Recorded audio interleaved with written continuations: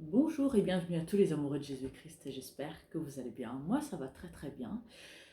C'est l'apôtre Harmonie, donc pour tous ceux qui viendront peut-être pour la première fois suivre cette vidéo.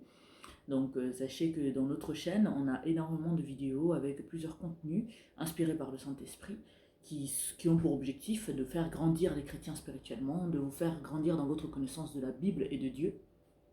Donc nous vous invitons à les regarder sans modération et à être à l'écoute du Saint-Esprit bien sûr, et puis à les mettre en pratique dans votre vie, ça ne vous sera que bénéfique. Moi je m'appelle Harmonie, je suis apôtre. Vous nous retrouverez sur Centre de Gloire Emmanuel en allant sur YouTube, et en parlant de YouTube, n'oubliez pas d'activer la note de notification si toutefois vous vous abonnez, pour ne pas rater toutes les publications bien sûr. Et sur Facebook, vous avez nos pages, donc on en a deux. Donc apôtre Olivier Cambola officiel et vous avez apôtre Harmonie. Je parle souvent de l'apôtre Olivier que vous n'avez jamais vu encore, mais c'est mon mentor, donc c'est celui qui m'a formé. Donc c'était un homme intègre que je connais depuis plusieurs années maintenant, plus de 10 ans, et qui est dans le ministère depuis plus de 30 ans.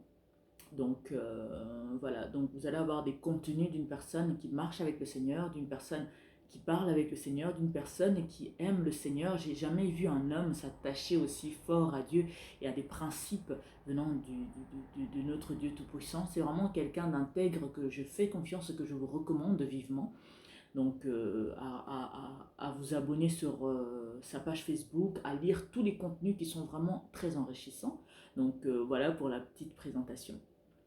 Donc aujourd'hui, on va parler des chrétiens autoproclamés. Donc pourquoi autoproclamés? Parce qu'on a beaucoup de chrétiens aujourd'hui qui estiment qu'ils sont dans les normes chrétiennes, donc ils croient en Jésus, donc ils n'ont rien à se reprocher, donc jusqu'à là tout va bien, donc il ne va pas, c'est quoi le problème? Mais le souci c'est que parfois on est chrétien mais on a tendance à marcher selon nos coutumes. Les coutumes ne sont pas mauvaises, mais à partir du moment où ça m'écarte de la volonté de Dieu, ça m'écarte de ce que je dois faire avec le Seigneur, là ça devient un problème. Vous avez beaucoup de chrétiens aujourd'hui qui vont s'attacher à certains interdits dans la Bible, mais ils vont se laisser libre cours à tous les autres. Vous avez des chrétiens qui ont un cœur qui n'est pas un cœur qui aime son prochain, mais ils vont s'attacher par exemple, oh non, moi je ne bois pas d'alcool, oh non, moi je ne mange pas de porc, oh non, moi je ne mange pas tel animal, alors que derrière, on a notre voisin qui est dans le besoin, on a la possibilité de l'aider, mais on ne l'aide pas. Derrière, on connaît les personnes qui sont dans le besoin, mais on ne les aide pas. Alors, en quoi je suis chrétienne si je décide de faire certaines choses et que je délaisse d'autres? Non. Être chrétien, c'est quoi? C'est avoir la vie de Christ. Christ aidait son prochain. Christ était là pour tout le monde. Christ a donné de l'amour, malgré qu'on sait qu'on l'a tué par la suite.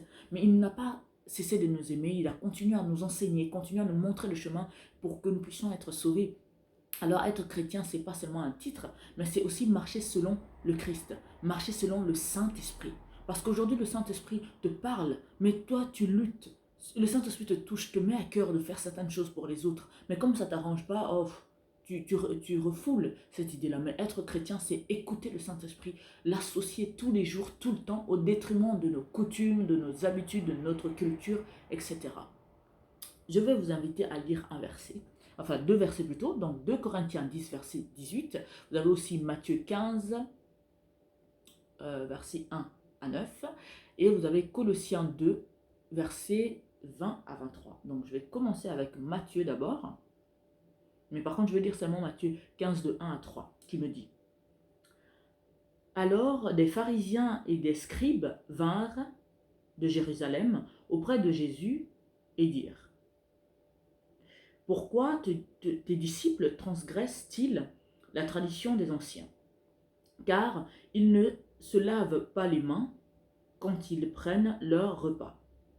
Il leur répondit: Et vous, pourquoi transgressez-vous le commandement de Dieu au profit de votre nation?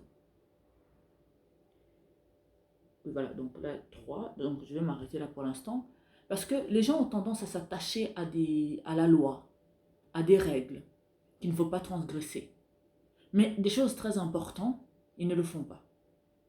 Par exemple, quand Dieu était en train de, Jésus était en train de faire des miracles, donc quand il a opéré les miracles dans le temple, ceux qui étaient là ont dit, ben non, c'est le jour de sabbat, pourquoi il est en train de faire ça, il est en train de transgresser. Vous vous rendez compte que quelqu'un a besoin d'un miracle très rapidement pour faciliter son quotidien. Et les personnes disent quoi? Ah non, c'est le jour de sabbat, et puis on ne travaille pas, on ne fait pas ci, on ne fait pas ça. Donc tu préfères que quelqu'un reste aveugle, reste infirme, reste dans une difficulté qui l'empêche de mener correctement sa vie, parce que bah, c'est le jour où on a dit qu'on ne travaille pas, mais ça n'a pas de sens. Qu'est-ce qui est le plus important? Rendre la vie de quelqu'un meilleure ou de respecter le jour où il ne faut pas travailler? Vous voyez un peu? On va continuer avec 2 Corinthiens 10 et 18, qui me dit: car ce n'est pas celui qui se recommande lui-même qui est approuvé, c'est celui que le Seigneur recommande. Là, c'est très simple, c'est très clair. Donc, n'importe qui ne connaît pas la Bible ou qui vient d'arriver comprend la simplicité de ce qu'on vient de dire. Ce n'est pas à celui qui se recommande lui-même, mais c'est celui que Dieu recommande. Tu dis que tu es chrétien. Tu dis que, ah non, je ne bois pas de l'alcool. Bon, ça, c'est une doctrine que les gens ont mis dans la tête, quoi, que non, boire de l'alcool, c'est un péché, etc. Bon, si tu ne veux pas boire de l'alcool parce que tu n'aimes pas le goût, parce que, bon, ça te dit rien, c'est normal. Mais si tu ne bois pas de l'alcool parce que tu considères que c'est un péché, alors que ce n'est pas écrit dans la Bible que c'est un péché, là, ça devient un péché. Est-ce que vous voyez ce que je veux dire? Alors, les convictions personnelles ne doivent pas devenir une doctrine, et non seulement une doctrine pour soi, mais qu'on essaye de l'imposer aux autres. Tu dis que tu es chrétien. Ah, moi je suis chrétien, hein, je prie tous les jours, je pars dimanche, je mets ma dîme, je mets mes offrandes, mais ça, c'est pas être chrétien. Je peux aller à l'église et ne pas mettre ma dîme et mes offrandes, ça ne fait pas de moi une mauvaise personne ou une meilleure personne, non. Tu dis que tu es chrétien, mais tu trompes ta femme. Tu dis que tu es chrétien, tu tapes ta femme. Tu dis que tu es chrétien, tu convoites les biens et les je ne sais pas quoi d'autres personnes. Mais c'est où j'ai la vie de Christ. Dans ce cas-là, je m'efforce au quotidien et en permanence à avoir le plus possible la vie de Christ, la vie de, excusez-moi, d'avoir le plus possible la vie de Christ dans ma vie, où où je transgresse toutes les règles, où je m'efforce à ne pas transgresser aucune de ces règles-là. Parce que Jésus n'a pas choisi ce qu'il devait transgresser ou non. Il s'est efforcé jusqu'au bout à faire la volonté de son Père, de faire la fierté de notre Père Tout-Puissant. Tu ne peux pas dire que, ah oui, moi, je ne mange pas telle nourriture parce que c'est impur. Mais derrière, tu vas vendre la drogue, derrière, tu vas mentir, derrière, tu vas commettre l'impudicité avec la femme d'un autre. Derrière, tu vas voir, tu as même un sans domicile fixe qui est en train de traîner dehors, qui n'a rien, et que tu as peut-être 4 chambres chez toi vides, et que tu n'accueilles pas cette personne, et puis tu te dis chrétien. Non. Je vais prendre un exemple concret. Une fois, ma mère est partie dans une église, et puis dans cette église-là, il y avait une famille qui venait de se faire expulser. C'est des choses qui arrivent malheureusement, hein, expulser de chez eux. Ils n'avaient nulle part où aller. Et dans l'église, il y avait énormément de personnes. Et puis on a annoncé à l'église que non, voilà, on a une famille avec des enfants en plus, une famille qui cherche un endroit où aller. Bon, à la fin de l'église, tout le monde rentre chez lui à l'aise, comme si de rien n'était. Sans se soucier de savoir, mais ils vont dormir où? Ils vont manger quoi? À leur réveil, comment ils vont faire pour se laver? Comment? Vous voyez, tout le monde est rentré alors que c'est des chrétiens. Et là, je prends que l'exemple des chrétiens, mais il y a ces exemples-là dans d'autres religions aussi, hein, dans d'autres branches, où tu as la capacité, la possibilité d'aider ton prochain, mais tu restes indifférent. Mais tous les jours, tu pars dimanche à l'église, tu pries, tu jeûnes, tu fais ceci, tu fais cela. Ce n'est pas la peine de s'auto-proclamer chrétien ou quelqu'un de bien tant que Dieu ne te le dit pas. Parce que nos actes en disent long dans notre vie que ce que nous disons de nous-mêmes. Je peux dire que je suis quelqu'un de bien, mais si derrière je ne montre pas ça dans mes actes, en quoi je suis quelqu'un de bien? Tant que Dieu ne dit pas que oui, tu es quelqu'un de bien, j'approuve ta démarche, j'approuve ta façon d'être. Dis-moi, en quoi tu es quelqu'un de bien? Vous avez des chrétiens, quand on les enseigne à être à l'écoute du Saint-Esprit, ils vont te dire, ah non, moi j'ai déjà, moi j'ai mes propres convictions, je sais que la façon dont je marche avec mon Dieu, ça s'arrête là, c'est bon. Oui, mais c'est ta façon de voir les choses, c'est pas la façon de voir les choses de Dieu. On a tendance à définir des règles qui sont bien et importantes, on va dire, dans nos vies, sans consulter la vie de Dieu, sans consulter la vie du Saint-Esprit.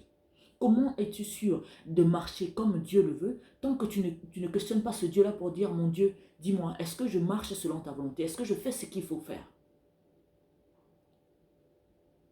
Une voiture qui est de bonne qualité, c'est pas une voiture qui va lui, on va pas coller sur lui, non, vous inquiétez pas, tout va très bien. Non, c'est quand tu vas commencer à conduire cette voiture, à le tester, à vérifier ça sur des années que tu pourras témoigner à lui, oui, oui, c'est une très belle voiture, elle est fiable, elle est solide, etc. Donc, pour être sûr que tu marches selon la volonté de Dieu, tu marches comme Dieu veut, ben, demande au Saint-Esprit, oh Saint-Esprit, dis-moi, est-ce que je marche selon, est-ce que je fais la joie de Dieu? Est-ce que je fais ce que Dieu veut? Si tu réponds que non, dis, ben voilà, dis-moi ce que je dois améliorer dans ma vie.